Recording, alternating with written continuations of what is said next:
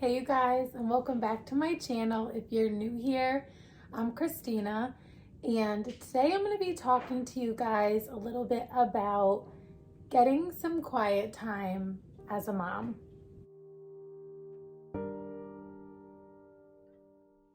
Today's video is a collaboration that is hosted by Emily over at A Woman on a Journey.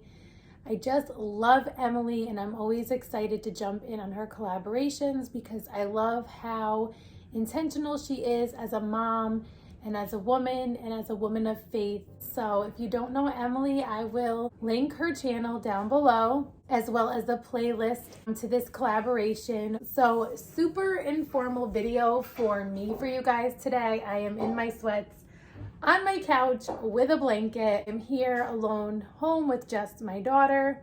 My husband took the rest of the kids out to get some energy out, and my daughter likes to stay with me, and we get to spend some time together and just some quiet time where she kind of does some quiet activities by herself, and then I also get time to have some quiet time to myself or take a bath or whatever I need to do as a mom to just take a breath. So I was just getting ready to do that, so it seemed like the perfect time to film this video for you guys and sort of share with you what that looks like for me, how I do that, how I make time for it, and all of those things.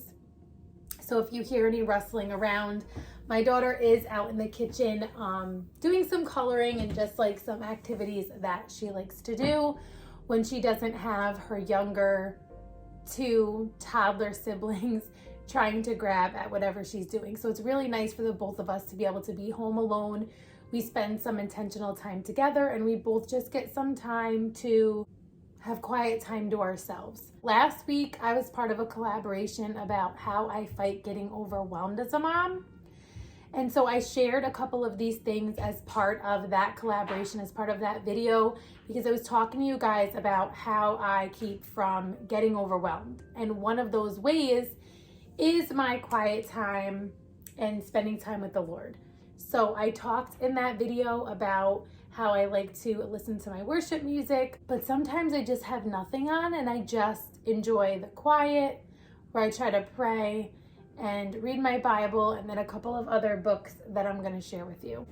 So first and foremost, I have my Bible. Again, I shared this last week that it is a well-used Bible. It's a little beat up. It is like duct taped together because it was falling apart about a year ago. And so I got some pretty duct tape that I liked and I fixed it because I have so many notes in this Bible that I didn't want a new Bible because I really kind of just like treasure these notes. Like I have notes that I've written, and then I have like doodles from my daughter. So when we do Bible studies as a family, if someone says something or shares something, like I'll typically mark that down, and I kind of just want to remember those things. Sometimes I date them, sometimes I don't. This is a study Bible, so this is the New International Version. I do kind of like the NIV. I like a couple different versions for different scriptures and different reasons, but this is also a study Bible. So you can see like it has like this section about David smack in the middle of 1 Samuel. And then, you know, like this page talks about like key places in Kings. And if you like flip to anywhere, there's like a little bit of a commentary at the bottom for many of the scriptures to give you like background information, context, and then life application, because this is the life application study Bible. So I like how it takes a scripture, and if you like don't even really know where to start or where to think about it, you can look down at the notes. And for example, this one says like this psalm gives us information about David's reign not found in the books of 1st and 2nd Samuel or 1st and 2nd Chronicles. Although the setting of the psalm is found in 2nd Samuel 8, that passage makes no reference to the fact that David's forces had met stiff resistance and apparently even a temporary defeat. The closer we get to God, the more our enemies will attack us because we threaten their evil and selfish way of living. So that's just one example of how you could read something and then look down at the context and not only like the historical and biblical context, but also get some of that like life application. Like, how does this apply? Like, how does David's situation and circumstances all of these years ago relate to me right now as a mom in 2021? And so I find that really helpful, that even if I don't have anything else that I'm doing as a Bible study, like I mentioned on my YouVersion Bible app or any of these other Bible studies that I do, that I have actually something within here to help me study. I also don't want to not mention the fact that you don't have to have any of those things. Like, God can reveal things to you through his word and spending time with him. So those things aren't necessary, but I do find them helpful in just helping me understand the context of some things again and how to apply it to my life. So before even jumping into anything else, that is my Bible. That's the Bible I use. I'll try to add it to my Amazon if it's not already, and I always have my Amazon shop linked down below. Something that I just want to point out, in case it's not already obvious, is that I have to be super intentional to get this time. I am a working mom. I work a full-time job. I also have a part-time job. I also have YouTube and Instagram, and that's sort of like a part-time job / hobby. And I have 5 kids and a husband. So I have to be super intentional about my time. And if I'm not, then it just won't happen. And I am so much better, not only for myself, but everyone else, if I take this time. So a couple other things I'll just share with you really quick.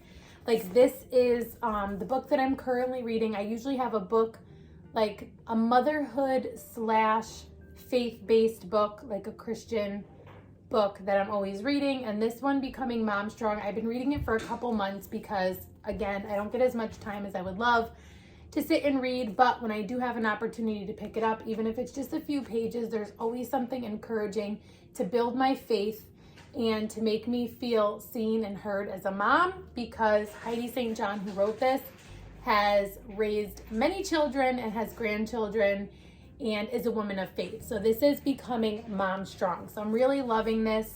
I'm about halfway through it currently. So this is another thing that I'll do to sort of build my faith and try to spend time with the Lord, because what I like about this book is that she, at the end of every chapter, has specific prayer points and then like the related scripture verses so that you can look them up to kind of dig a little bit deeper into those prayers and those scriptures. And then also to go along with that, by her, I have Bible Promises for Moms. And I really like this one because this one is broken up by like different issues or topics that you might be needing some encouragement in, or that you just want to seek God about. And so I like this one too, especially if I just want to look up something really quickly. And these are both linked on my Amazon under Mom Books. This one is a current favorite. I mentioned in my video last week about fighting feelings of overwhelm that I always like to have a Bible study that I'm doing either on the YouVersion Bible app on my phone or one that I can have in my hands. I prefer something in my hands, even though it is convenient to have access on your phone for different times. So this one is by the Daily Grace Co. They're my current favorite in terms of Bible studies. They are beautiful. They have one on pretty much any topic. They have one on books of the Bible. This one is The Fruit of the Spirit. And I just started this about a week ago, but I am absolutely loving it. Sometimes I read it on my own, and sometimes I use it as like a devotional reading with my family. It just depends. And sometimes I'll do both. Like if I read something on my own that I think would be really helpful for us to focus on as a family, I'll also read it with my family. So I'll link the Daily Grace Co. down below for you guys as well if you're interested. I got this on their $5 sale, and they're always having really great sales. So this one is our family Bible study that we're doing. This one, again, is taking us a while to get through, but it's really, really good. And what I like about this is I can do my portion in my quiet time. And basically, if you're not familiar with Not Consumed Ministries family Bible studies, the way it works is like everyone has their own book, and it comes with 2 parent guides. So sometimes my husband and I will do the parent part together, and sometimes we'll do it separate. And then each of my kids has it at their level, and it's all the same topic.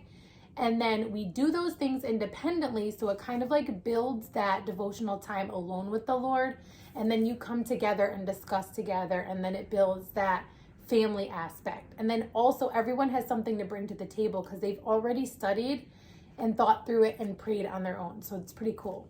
I like that. So Not Consume Ministries, I'll also link down below for you guys. This is my favorite for family Bible studies. And again, it builds in quiet time alone and then together as a family. So they have lots of different topics. I just chose A Content Heart because I thought it sounded really great, and it has been great. Last two things. This is another book that I pick up and put back down, just kind of like based on if I am feeling it or not. And it is really visually beautiful. You guys know, if you've been around, like, I am a visual person. I have shared this one a lot on and off. I still have not made it all the way through it, guys. And it's been months and months and months, but it is really good.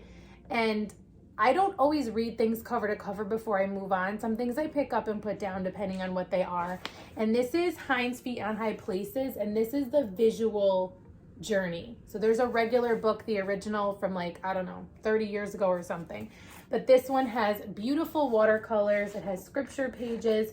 And this one also has little places to take notes and journal. Like, let me show you. Like, this one says, take a moment to reflect on a time when you aimlessly wandered through the mist, slipping and falling down life's path. In what ways did you sense the Good Shepherd following behind you, allowing you to stumble in order to prepare you for the high places? And there's like a little image and a little space to reflect. So I really love this one as well.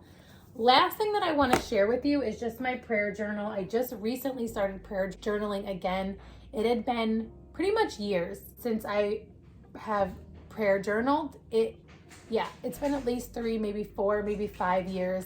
And it's been something that I've been wanting to pick back up, and I'm still not as consistent as I'd like to be, but it's something that I've started. This is just, it's lined notebook paper on the inside. I just will write out my prayers or thanks to God and those kinds of things.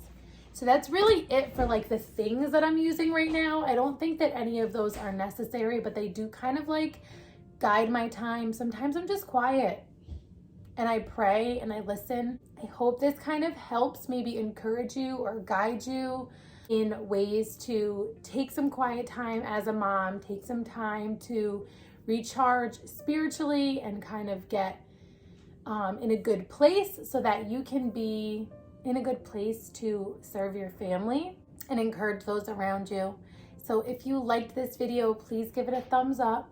Comment down below if you do any similar things, if you use any similar resources. If you do something totally different, definitely share that with me too, because I love to kind of hear how, what's working for you guys and how you do it. So if you're new here, if you're here from Emily's channel or another one of the moms that are a part of this collab, thank you so much for clicking on this video. I hope you enjoyed it. I hope that you'll stick around. I share all kinds of content on my channel. Day in the lives, family vlogs, curriculum, faith, motherhood, big family life, all kinds of things.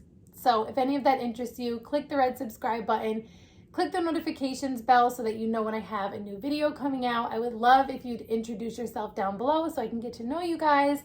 I just love this community of moms here on YouTube and over on Instagram. And if you're not already following us over on Instagram, you can follow us there at rooted_homelife. I share kind of like more day-to-day things on posts and reels and stories and all those things. So I hope to see you over there and in one of my next videos. And until next time, stay rooted.